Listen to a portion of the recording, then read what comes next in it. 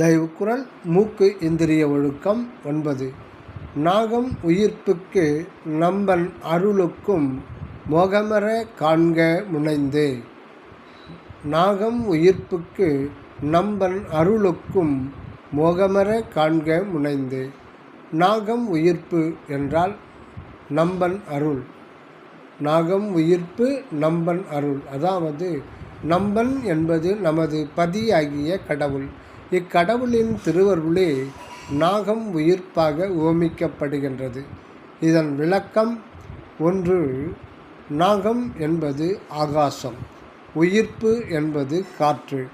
அதாவது ஆகாசத்தில் வாயு சக்தி பிரிவர கலந்திருப்பது பிரபஞ்ச தோற்ற இயற்கை காரணம் ஆகின்றது.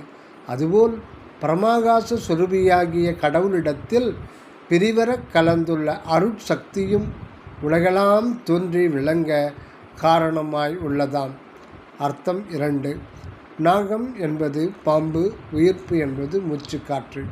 பாம்பு தன் சுவாசக்காற்றை உள்ளடக்கி நெடுவார் தடை செய்து நெடுங்காலம் வாழும்.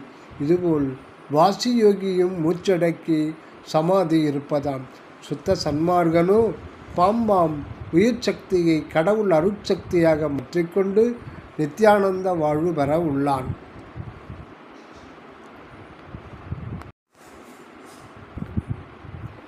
தொடர்ச்சியாக அர்த்தம் 3. நாகம் என்றால் யானை. யானை துதிக்கையில் கந்தமறியும் உயிர்ப்பு சக்தியும் தொட்டறியும் பரிச சக்தியும் கலந்து நின்று உதவுவது போல் நமது உயிர் சக்தியும் கடவுள் திருவருட்சக்தியும் கலந்துள்ளது நமது ஆன்ம கடவுள் வடிவம். இதனால் இகவரம் இரண்டும் அனுபவிக்கும் தன்மையை நாம் அடைந்துள்ளோம். யானை தன் ஒரே கருவியால் பரிசமும் கந்தமும் அனுபவிப்பது போல. பொருள் 4. நாகம் என்றால் மலை. மலையின் மீது சுத்த காற்றும் நன்மூலிகையின் சத்தும் நன்னீரும் இருப்பதால் அவ்விடத்தில் சுகவாழ்வு பெறலாம்.